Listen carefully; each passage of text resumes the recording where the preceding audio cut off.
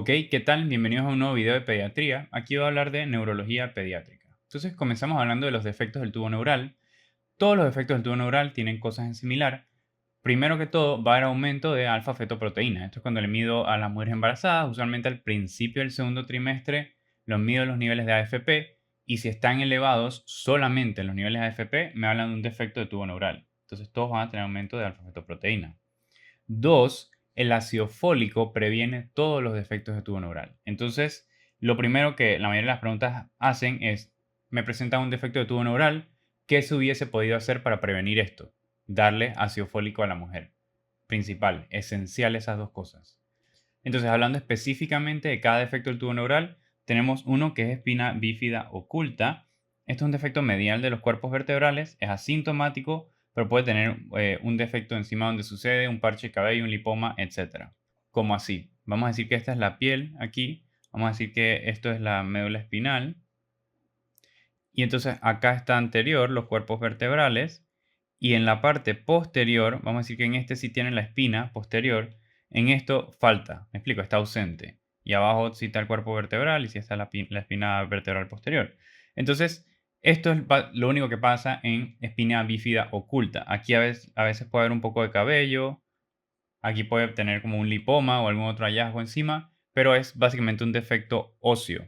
Nada más. Y las meninges permanecen normal cubriendo la médula espinal. Eso es espina bífida oculta.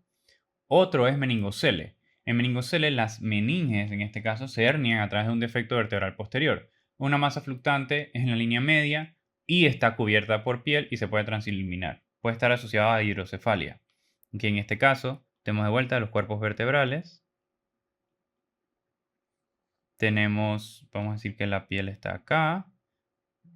Y aquí está la protrusión. Tenemos las meninges en la parte anterior y en la parte posterior las meninges se hernian, por decirlo así. Está la médula espinal aquí en su conducto, lo dibujo en verde para explicar algo diferente, y esta área está pues llena de líquido cefalorraquídeo. Entonces por eso que se puede transiluminar, porque es básicamente una protrusión de las meninges con líquido cefalorraquídeo y que puede ocasionar como un bulto en la piel, pues en el área posterior únicamente. Y aquí está el aspecto posterior de las vértebras normalmente. Entonces, esto es un meningocele. Se protruyen las meninges junto al líquido cefalorraquídeo, pero la médula espinal sigue en su posición. Este defecto puede estar asociado a hidrocefalia. Por último, tenemos mielomeningocele. Hay herniación de las meninges y de la médula espinal, o sea, aquí son los dos. Esto puede ocurrir en cualquier parte, pero la mayoría son lumbosacras y 80% están asociadas a malformación de Chiari tipo 2. Ok, igual de vuelta al dibujo, las vértebras. Vamos a poner que lo rojo son las meninges y aquí las meninges se protruyen hacia posterior y adicionalmente tengo la médula espinal, también se protruye hacia acá, ¿no? Entonces, ahí es donde vienen los síntomas de mielomeningocele, porque aquí sí es más probable que hayan síntomas neurológicos versus las anteriores, que no tiene por qué tener hallazgos neurológicos. Entonces, de vuelta dibujando las vértebras y encima dibujando la piel. Las lesiones sacras están asociadas a incontinencia anal, incontinencia en la vejiga urinaria y anestesia perineal, pero sin defectos motores. Claro, imagínense, se hernia la médula espinal, por tanto, defectos nerviosos. Y entre esos defectos nerviosos, claro, los nervios que inervan el ano, la vejiga urinaria y el área perineal, usualmente es por esa área, S2 a S4. Entonces, si la lesión es por S2, S4, etc., entonces va a haber defecto de lo que ellos inervan, o sea, defecto de incontinencia anal, o sea, incontinencia urinaria, o sea, anestesia perineal. Si la lesión es más lumbar, por otro lado, entonces va a haber defecto de los nervios en el área lumbar. Por tanto, usualmente va a haber parálisis flácida debajo de la lesión e incontinencia urinaria e incontinencia anal. Entonces, claro, las lumbares son mucho más severas, eso con mielomeningocele. También en otras malformaciones está la malformación de Dandy-Walker. Esto es una expansión quística del cuarto ventrículo. Como se expande el cuarto ventrículo, entonces el cerebelo no se forma bien y por tanto hay agenesia del vermis cerebelar posterior. Aquí es vermis, no vermes. El autocorrecto. Entonces vamos a imaginarnos el cerebro. Toda esta parte del cerebro normal, pero esta parte de aquí es puro líquido cefalorraquídeo, puro líquido cefalorraquídeo. Entonces, si acaso puedo ver un remanente del cerebelo, pues un poquito por acá o un poquito pues por acá, pero pues casi nulo. Entonces, básicamente agenesia cerebelar y pues también del cuerpo calloso. La presión intracraneal va a estar aumentada por, tanto, claro, el drenaje del líquido cefalorraquídeo, el occipucio va a estar prominente, va a haber ataxia cerebelar, obviamente, desarrollo motor tardío, y si le aplico la prueba de transiluminación, probablemente sea positiva en esa área. De ahí vamos a hablar de los síndromes neurocutáneos. Estos sí son bien importantes porque los preguntan bastante. Tenemos neurofibromatosis tipo 1. Este es autosómico dominante o mutación espontánea del gen NF1, esto está en el cromosoma 17. El diagnóstico va a ser historia y examen físico. ¿Cómo así? Si el paciente tiene dos de los siguientes, uno puede hacer el diagnóstico. Más de 5 a 6 máculas, café con leche. Esto depende, 5 si es prepuberto, 6 si es postpuberto, y el tamaño también va a depender, más chica si es pre y más grande si es post, pero para el examen 5 o 6 máculas, café au lait o café con leche, suficiente. Pecas axilares o inguinales, más de 2 nódulos de Leach. Los nódulos de Leach son en el iris, entonces probablemente muestren una foto de un iris con 2 nódulos de Leach. Más de 2 neurofibromas, usualmente serían la piel. Lesiones óseas, hay muchas lesiones que pueden tener. Y glioma óptico. 2 de estas 6 ya son diagnósticos de neurofibromatosis tipo 1. Entonces, ¿qué pueden tener estos pacientes clínicamente? Bueno, en el sistema nervioso central, casi de todo. No solo gliomas ópticos, sino que también pueden tener gliomas de bajo grado, como astrocitomas. Lo más característico es que sea un glioma óptico, pero pueden ser astrocitomas en cualquier parte del sistema nervioso central o neurofibrosarcomas. Pueden tener amartomas incluso, ataques isquémicos transitorios, hemorragias o hemiparesias. Pueden tener convulsiones, defectos cognitivos, dificultad del aprendizaje. Es decir, 1000 síntomas del sistema nervioso central. En renal, característico de estos pacientes pueden tener feocromocitomas o hipertensión renovascular, y también tienen aumento de riesgo de leucemia, rhabdomyosarcoma o Wilms. ¿Cómo van los casos clínicos aquí? Probablemente pongan una foto de las máculas café con leche o café au lait, mencionen algo de los nódulos de Leach o pongan una foto de las pecas axilares o inguinales, cosas que apuntan hacia neurofibromatosis tipo 1, y dice cuál de estos es el tumor del sistema nervioso central más probable que tenga. Buscar gliomas ópticos. Es una de las formas que preguntan. Si las preguntas son un poco más difíciles, podría mencionar que están en riesgo de feocromocitoma. Usualmente dan por ahí las preguntas. En neurofibromatosis tipo 2, este es muchísimo más fácil. Es autosómico dominante, la mutación es en el gen NF2, que es en el cromosoma 22, y los hallazgos muy sencillos. Schwannomas acústicos bilaterales. Ya. Apenas alguien tiene schwannomas acústicos bilateral, es diagnóstico de neurofibromatosis tipo 2. Así de sencillo. Entonces, schwannomas acústicos bilaterales, lo más importante.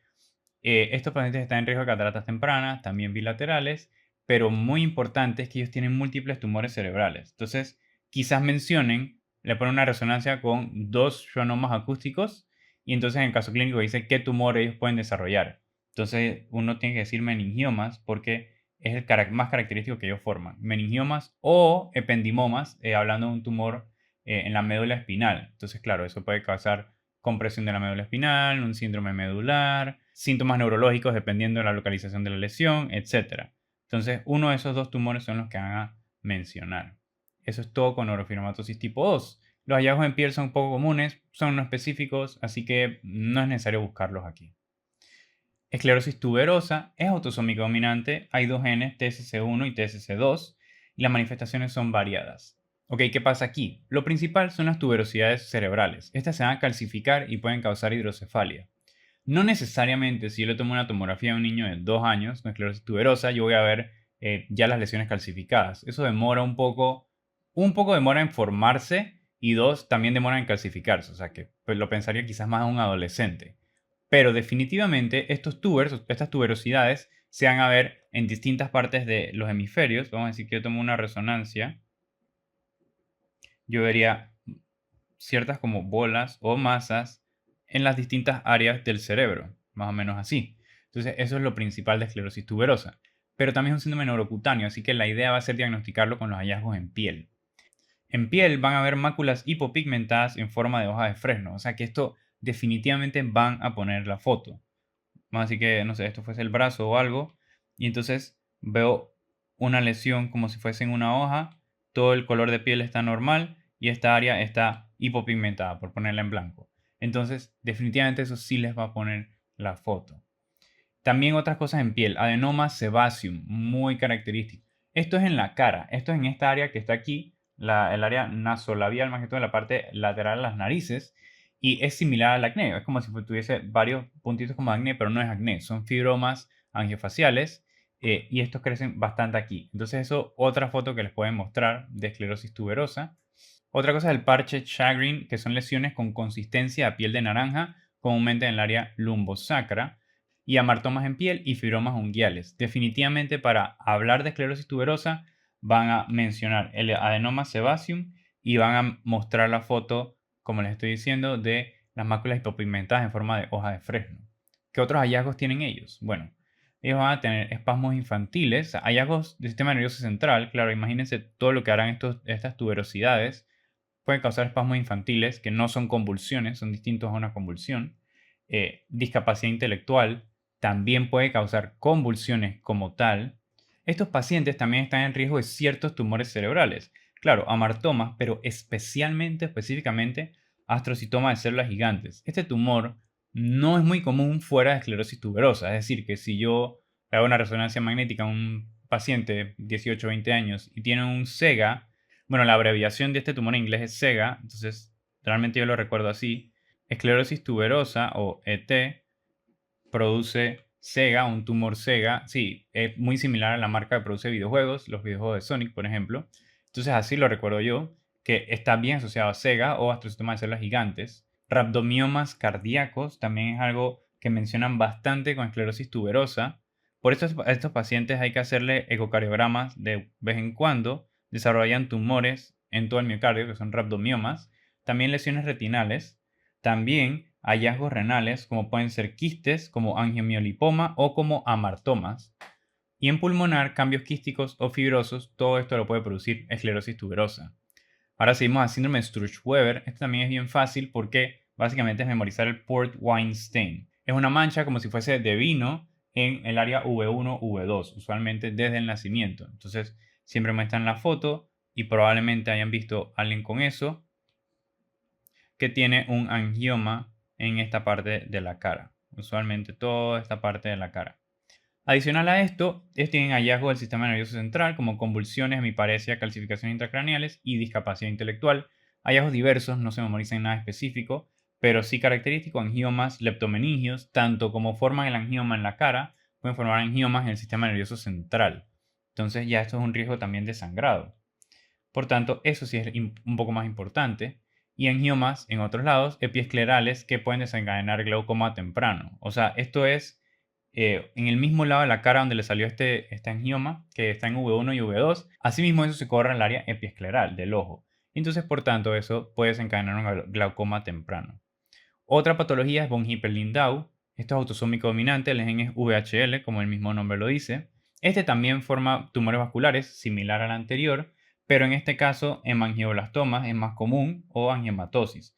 Puede ser en cualquier lugar del sistema nervioso central. Retina, cerebro, médula espinal, cerebelo, etc. En cualquier lugar.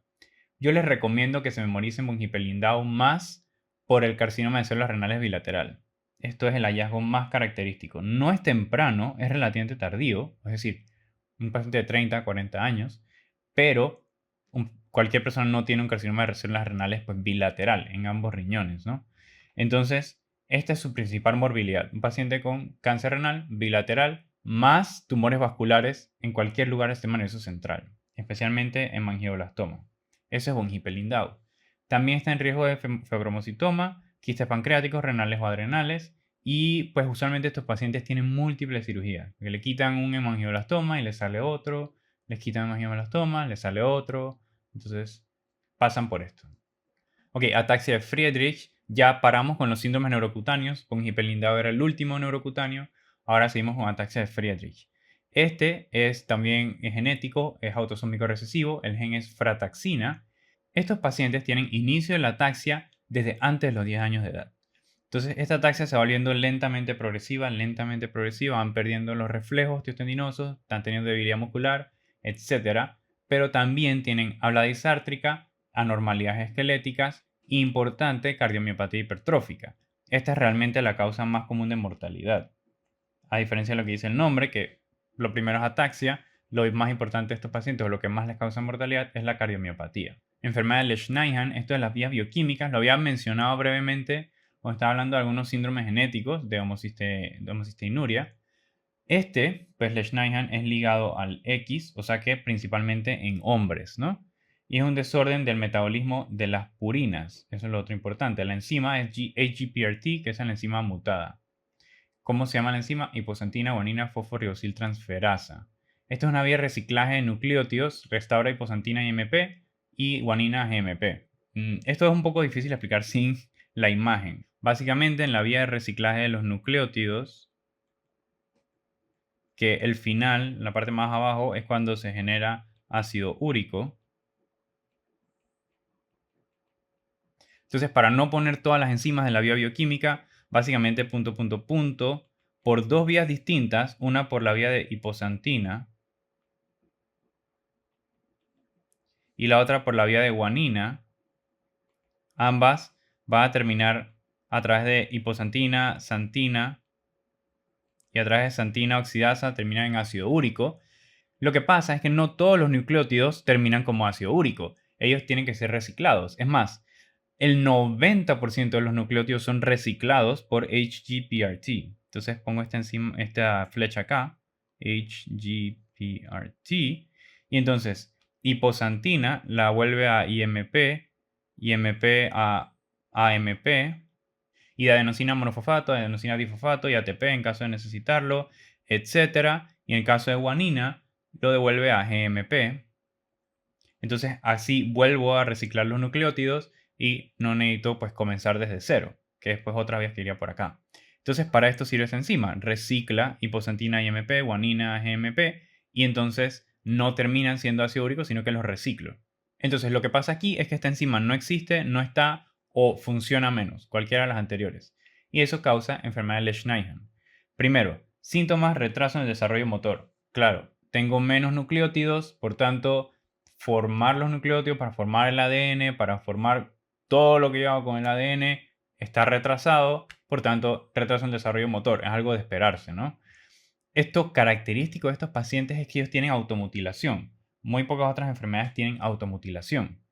Y también tienen distonía. Aquí no es una P, es una T. Autocorrector de vuelta. Automutilación y distonía. Estos pacientes también van a tener exceso de ácido úrico. Claro, no hay vía de reciclaje, por tanto, todos los nucleótidos, todos terminan como ácido úrico. Entonces, si imagínense, el 90% de los nucleótidos se reciclaban, esto era acá, 90% iban por esta vía, ahora todos estos nucleótidos acaban como ácido úrico, por tanto hay exceso de ácido úrico. Exceso de ácido úrico es igual a gota, es igual a tofos, es igual a cálculos renales, todo le causa exceso de ácido úrico. El diagnóstico va a ser con medir niveles de la enzima, que van a estar disminuidos. El tratamiento va a ser manejar las complicaciones, básicamente medicamentos para reducción de ansiedad, estabilizar el estado de ánimo, disminuir ácido úrico y combatir las complicaciones de ácido úrico, etc. Atrofia espinal muscular. Esto es una enfermedad degenerativa de la médula espinal, pero más que de toda la médula, es específicamente de las unidades motoras, o sea, de los colones anteriores, la parte anterior de la médula espinal. Entonces hay degeneración muscular, básicamente denervación, o sea, debilidad, atrofia, hallazgos de motoneurona inferior. Hay tres tipos. Está el tipo 1, que es la más severa. Se va a manifestar en el periodo infantil, imagínense, desde que nace hasta 2 años de edad, con progresivamente debilidad, atrofia. Imagínense, no va a poder ni levantar el cuello, no va a poder cumplir los hitos motores prácticamente. O sea, ese tipo 1 es bien, bien severo. El tipo 2 se manifestaría ya en la niñez y el tipo 3 en la adolescencia. Todos son autosómicos recesivos. En la clínica, hipotonía progresiva, debilidad y un infante flácido, sería el tipo 1. Un diferencial a botulismo, pero en este caso desde que nace está flácido el recién nacido. Hay dificultad para alimentarse, claramente, va a haber insuficiencia respiratoria, todo motoneurona inferior, o sea, fasciculaciones de la lengua, fasciculaciones de los dedos, reflejos ausentes, todo motoneurona inferior. El tipo 2 y el tipo 3 claramente van a ser mucho más lentos, mucho menos progresivos, mismos hallazgos en motoneurona inferior, pero menos severos. El diagnóstico va a ser molecular, buscando el gen SMN, y el tratamiento de soporte. El tema es que si es el tipo 1, pues los niños van a morir como a los 2 años de edad, por lo que es algo severo, severo. Tenemos enfermedad de Marie-Charcot-Tooth, es el Hereditary Motor Sensory Neuropathy el 1, hay varios, pero solo voy a mencionar este, que es el Marie-Charcot-Tooth. Es una enfermedad progresiva de los nervios periféricos, especialmente de la pierna, común en los nervios peroneales y los nervios tibiales. Es autosómico dominante, son asintomáticos como hasta la niñez o adolescencia, dependiendo de la severidad de la enfermedad. Se puede manifestar tan temprano como a los 2 años, pero usualmente es más tardío, niños grandes, adolescentes. Entonces, en la clínica, bueno, se van a caer fácilmente, los músculos de los compartimentos anteriores se atrofian y las piernas son en forma de pata de cigüeña. Es decir, que si yo le veo las piernas, específicamente debajo de la rodilla, van a estar muy, muy delgadas por la atrofia de todos los músculos, especialmente en los compartimentos anteriores. Adicional, van a tener pes cabus, que es que el pie, básicamente, si este es el talón, el arco del pie es bien marcado. Otra cosa que van a tener estos pacientes. Caída del pie, claro, el nervio afectado, nervio tibial y nervio peroneal, por tanto, caída del pie. Mano en garra, si el caso es más severo, es algo lentamente progresivo, pero la esperanza de vida es normal y pues permanecen ambulatorios. Les cuesta más ambular, pero permanecen ambulatorios.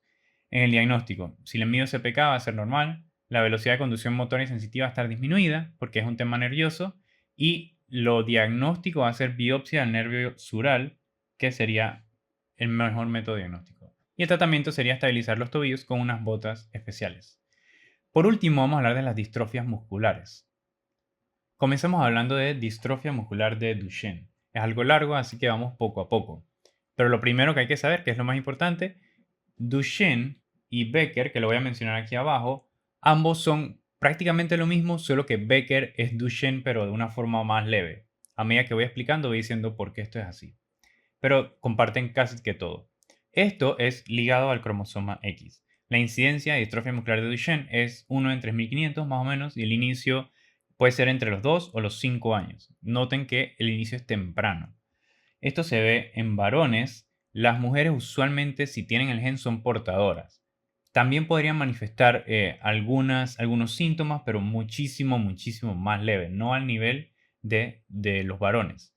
La mutación en ambos, tanto en Duchenne como en Becker, es en el gen de la distrofina, que es XP21.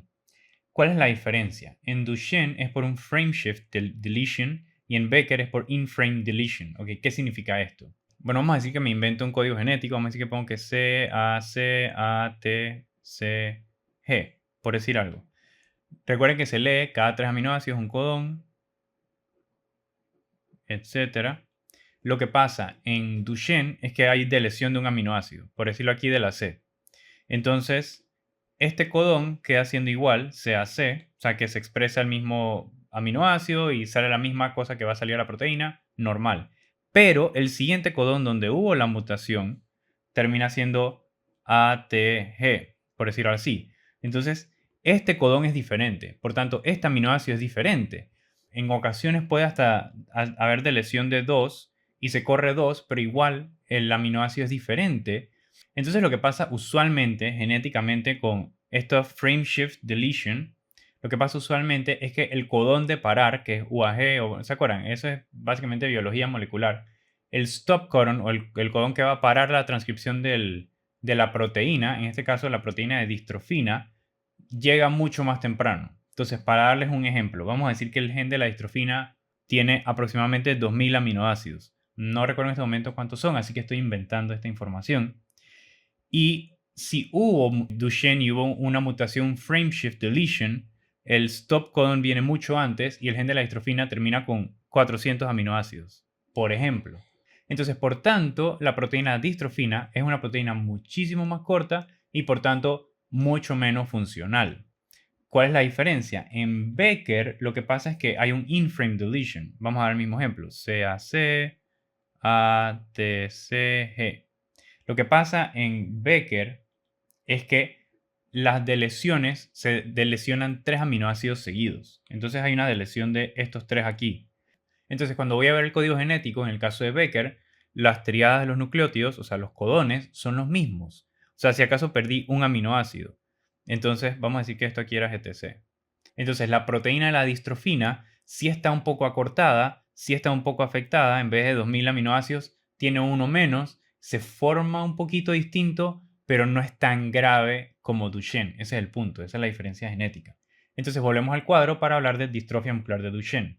Los niños van a tener paresia y atrofia muscular progresiva. Van a iniciar tempranamente, puede ser por ejemplo a los 2 años, y cada vez tienen más debilidad muscular, más debilidad muscular, más debilidad muscular. Puede notarse tan temprano como en los músculos para levantar el cuello cuando son bebés, o en los músculos de la pelvis también es lo primero que se notaría. Los reflejos osteotendinosos se van poniendo más débiles y estos niños van a tener signo de Gower positivo. ¿Qué es ese signo? El signo es que como no tienen suficiente fuerza muscular en las piernas, específicamente en las piernas, para ellos pararse necesitan poner los brazos. Entonces vamos a decir que ellos están sentados, ellos básicamente estiran las piernas, vamos a decir que esto fuese su tronco, y con los brazos se apoyan para subirse y luego poder pararse. Ese es el signo de Gower. Esto se va a ver, por ejemplo, desde los 3-4 años y cada vez va a ser más severo y cada vez va a ser peor. Otro riesgo característico va a ser pseudohipertrofia de las pantorrillas. ¿Qué es lo que pasa? Pierden músculo, se atrofian los músculos, pero ese lugar donde se atrofia el músculo es reemplazado por grasa y es reemplazado por colágeno, depósitos de grasa y colágeno. Entonces las pantorrillas, si veo como si fuese una imagen, parecieran que están grandes o hipertrofiadas. Hay como pseudohipertrofia de las pantorrillas. Pero es pseudo porque es grasa y colágeno y no es músculo. Ellos desarrollan tanto la debilidad y la atrofia que para los 10-12 años, más que todo 12 años, ya no pueden caminar. Entonces van a necesitar sillas de ruedas. A partir de los 7 a quizás 10 años empiezan a usar dispositivos ortopédicos para ayudar a caminar y ya luego llega un punto donde no pueden, necesitan silla de ruedas. Van a tener escoliosis y luego desarrollan otras complicaciones porque lo muscular es en todas partes del músculo. Se nota primero en las piernas, pero es al final en todos los músculos. Entonces van a tener insuficiencia respiratoria, debilidad de los músculos faringios, o sea que broncoaspiran, discapacidad intelectual y cardiomiopatía dilatada. Y la cardiomiopatía es la causa de morbimortalidad de ellos. Así que esto es bien importante. El diagnóstico. Lo primero que yo le corro es, si tengo la sospecha, es CPK. Estos pacientes van a tener la CPK altísima. Los niveles van a estar entre 15.000 o 35.000, como si fuese una rhabdomiólisis. Un nivel, para comparación, un nivel normal de CPK es abajo de 160. Y estos pacientes lo tienen por los 20.000, 30.000. El test genético va a ser confirmatorio, lo que les expliqué en el caso del gen de la distrofina. Y en la biopsia muscular va a haber ausencia de distrofina. Yo le pongo una tinción especial y veo la proteína, busco la proteína. ¿Cuándo hago la biopsia? La biopsia la hago si el test genético no es concluyente, no se hace siempre, solo si no es concluyente el test genético. Con la biopsia y la tinción ya veo ausencia. Aquí fíjense en que la palabra es ausencia de distrofina. Ahora les menciono algo diferente. El tratamiento o es manejo de falla cardíaca cuando la desarrollo, los glucocorticoides pueden ser de ayuda en ellos, fisioterapia, buena nutrición y dispositivos ortopédicos, pero igual esto es progresivo y no se puede relativamente detener. Por otro lado tenemos Becker. Becker es Duchenne, pero más leve. Ven que la mutación es el mismo gen, es lo mismo, solo que la diferencia es que es un in-frame deletion. ¿Cuáles son las diferencias? Igual es ligado al X, pero la incidencia es mucho menos común. Ahora es 1 en 30.000 versus Duchenne, que es 1 en 3.500. Esto inicia mucho más tardío. Inician mayores de 15 años versus Duchenne, que inicia a los 2 a 5 años. La debilidad muscular es pues menos severa. Ellos permanecen ambulatorios, pero igual hay enfermedad cardíaca, igual hay cardiomiopatía dilatada. Le mido los niveles de CPK, más bajo que en Duchenne, no está tan alto.